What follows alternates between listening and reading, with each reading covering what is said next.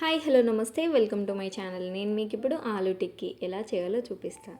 ముందుగా ఆలుగడ్డల్ని తీసుకొని ఒక బౌల్లో వేసుకొని కొన్ని వాటర్ పోసుకొని స్టవ్ పైన పెట్టేసుకొని మెత్తపడే వరకు ఉడకనివ్వాలి. మనం ఇందాక ఉడికించుకున్న ఆలుగడ్డల్ని పొట్టు తీసేసి మ్యాష్ చేసుకోవాలి.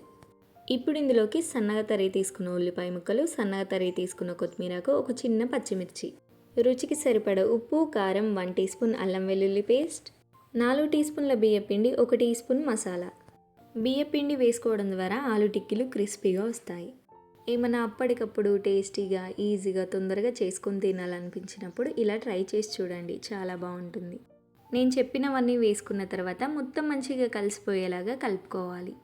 మీ దగ్గర కార్న్ఫ్లోర్ ఉంటే బియ్యపిండి ప్లేస్లో కార్న్ఫ్లోర్ వేసుకొని చేసుకోవచ్చు. బియ్యపిండి వేసుకున్న, కార్న్ఫ్లోర్ వేసుకున్న క్రిస్పీనెస్ కోసమే. ఇప్పుడు చేతులకి కొంచెం ఆయిల్ అప్లై చేసుకొని ఒక చిన్న ముద్దల్లా తీసుకొని వీడియోలో చూపిస్తున్న విధంగా చేసుకోవాలి. చేతి మధ్యలో పెట్టుకొని మెల్లిగా వేళ్ళతో ఒత్తుకుంటూ గుండ్రగా చేసుకోవాలి. మీరు ఇందులోకి కావాలని అనుకుంటే క్యారెట్ తురుమును కూడా వేసుకోవచ్చు. మొత్తం గుండ్రగా టిక్కీలా చేసుకొని పక్కన పెట్టేసుకోండి. ఇప్పుడు స్టవ్ పైన ప్యాన్ పెట్టుకొని ప్యాన్ వేడైన తర్వాత కొంచెం ఆయిల్ వేసుకోవాలి. ఆయిల్ వేడైన తర్వాత మనం ఇందాక చేసి పక్కన పెట్టుకున్న ఆలు టిక్కీని మెల్లిగా ఒక్కొక్కటిగా వేసుకోవాలి.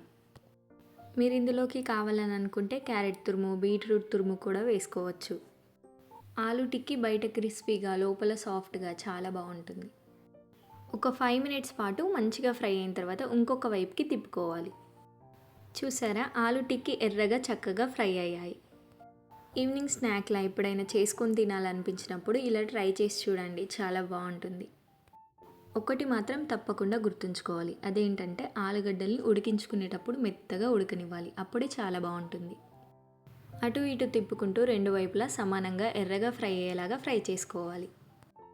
ఆలు టిక్కీలో తప్పకుండా బియ్యపిండి లేదా కార్న్ఫ్లోర్ వేసుకోవాలి, అలా వేసుకుంటేనే పైన క్రిస్పీగా వస్తాయి.